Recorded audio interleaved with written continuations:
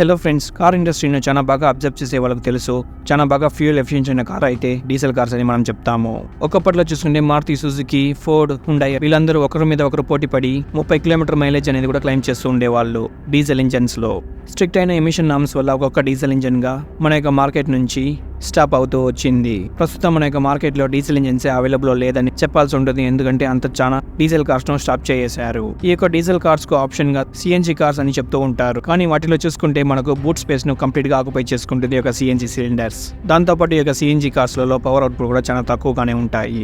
ఇంకోవైపు full electric cars, వాటి యొక్క లాంగ్ టర్మ్ డ్యూరబిలిటీ అనేది మనకు ఇంకా ఎవరికి తెలియదు. వీటన్నిటిని పూర్తి చేసే విధంగా ప్రస్తుతం అయితే హైబ్రిడ్ టెక్నాలజీ మనకి ఇక్కడ అవైలబుల్లో ఉంది. అందువల్లనే టొయోటా మరియు మారుతి సుజుకి మ్యానుఫ్యాక్చరర్స్ కొలాబరేషన్ లో ఈ యొక్క హైబ్రిడ్ టెక్నాలజీ మీద పనిచేస్తున్నారు. వాటిలో భాగంగానే కొన్ని కార్స్ కూడా మనకి మార్కెట్ లో లాంచ్ చేశారు. ఇన్ఫాక్ట్ చెప్పాలంటే ఇన్నోవా హై క్లాస్ లాంటి ఇంత పెద్ద కార్ లో 20 కిలోమీటర్లకు పైగా మైలేజ్ ఇవ్వాలంటే అది కూడా ఒక పెట్రోల్ కార్ లో అది ఒకే ఒక హైబ్రిడ్ టెక్నాలజీ వల్ల మాత్రమే సాధ్యమైంది. ఈ యొక్క టెక్నాలజీలో మారుతి సుజుకి మ్యానుఫ్యాక్చర్ చూసుకుంటే ఒక ఎత్తు పైకి వెళ్లి 40 కిలోమీటర్ మైలేజ్ ఇచ్చేటట్టు ఒకటి కార్ ను లాంచ్ చేయడానికి సిద్ధమవుతున్నారు. ఇందులో మారుతి సుజుకి మ్యానుఫ్యాక్చర్స్ ఏ విధమైన టెక్నాలజీ యూజ్ చేయబోతున్నారు, 40 కిలోమీటర్ మైలేజ్ అనేది ఎలాగా మారుతి సుజుకి మ్యానుఫ్యాక్చర్స్ కు పాసిబుల్ అనే దాని గురించి ఈ యొక్క వీడియోలో చూడబోతున్నాం. ఇంకా మీరు మన ఛానల్ని సబ్స్క్రైబ్ చేసుకోకపోతే సబ్స్క్రైబ్ చేసుకొని పక్కన బెల్ ఐకాన్ టచ్ చేయండి. అప్పుడు నేను చేసే ప్రతి వీడియో మీకు నోటిఫికేషన్ ద్వారా నోటిఫై అవుతుంది.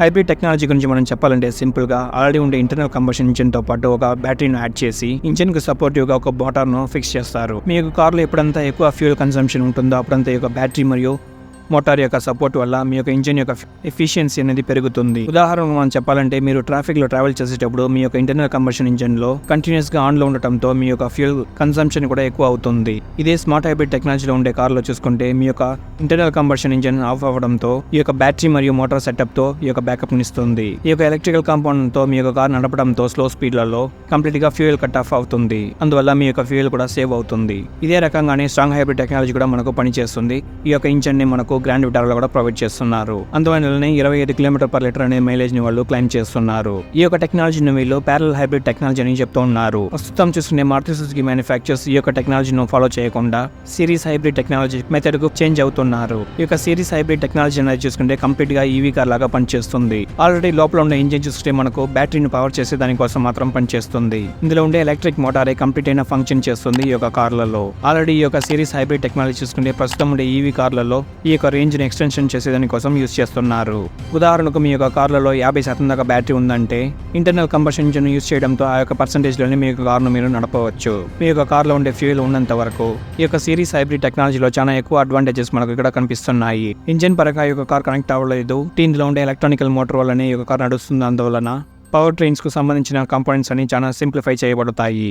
డిఫాల్ట్ గా ఇందులో ఉండే కార్స్ అన్ని ఆటోమేటిక్ కార్స్ గా చేంజ్ చేయబడతాయి. సిటీ డ్రైవింగ్ కూడా ఈ ఎలక్ట్రిక్ మోటార్ తో వీళ్ళు పవర్ చేయడంతో మీకు ఎక్కువ టార్క్ కూడా అవైలబుల్ ఉంటాయి. ఇంటర్నల్ కంబషన్ ఇంజిన్ లాగా ఒకే పవర్ అవుట్పుట్ టార్క్ లాగా లేకుండా డిఫరెంట్ అయిన వేరియంట్స్ లో డిఫరెంట్ అయిన పవర్ ఆప్షన్స్ మీరు పొందవచ్చు. ఇది ఇలా ఉంటే ఇంకో వైపు చూసుకుంటే మీరు హైవే డ్రైవింగ్స్ లో చేసేటప్పుడు అంత ఎక్కువ ఫ్యూయల్ ఎఫిషియెంట్ మీరు పొందలేరు. మీరు కార్ ను హైవేస్ లో నడుపుతున్నప్పుడు మీ కార్ యొక్క బ్యాటరీలో చార్జ్ ఎక్కువ డ్రైన్ అవ్వకుండా చూసుకోవాల్సి ఉంటుంది. అందువల్ల ఎక్కువ ఫ్యూయల్ ఎఫిషియెంట్ గా ఉండదు ఈ యొక్క series hybrid technology. Maruti Suzuki Fronx, Baleno మరియు స్విఫ్ట్ ఇలాంటి కార్లని ప్రత్యేకంగా చూసుకుంటే ప్రజలు చాలా మంది సిటీలోనే యూజ్ చేస్తున్నారు. అందువలన ఈ యొక్క టెక్నాలజీ చూసుకుంటే ఆ యొక్క కార్లకు చాలా సూటబుల్ గా ఉంటాయి సిటీ పర్పస్ కోసం. ఇంకా రాబోతున్న రోజులలో మారుతి సుజుకి మ్యానుఫ్యాక్చర్స్ వాళ్ళ యొక్క కార్స్ ను ప్రొడక్షన్ చేసేదాని కోసం వాళ్ళ ఇచ్చిన లిస్ట్ మనం ఇక్కడ స్క్రీన్ లో చూడవచ్చు.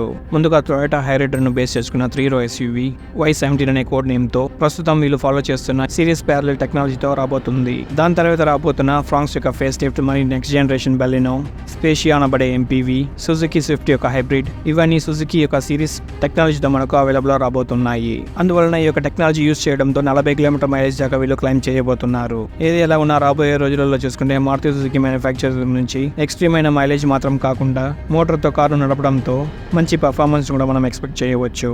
మారుతి సుజుకి యొక్క నెక్స్ట్ లెవెల్ టెక్నాలజీ అయిన సిరీస్ టెక్నాలజీ గురించి మీరేమనుకుంటున్నారు? మరి వీటిలో రాబోతున్న మైలేజ్ గురించి కూడా మీరు మన ఛానల్లో కామెంట్ చేయండి. ఈ వీడియో నచ్చినట్లయితే లైక్ చేయండి. ఇలాంటి మరిన్ని అప్డేట్స్ పొందడానికి మన ఛానల్ ని సబ్స్క్రైబ్ చేయండి. CarInfo Telugu.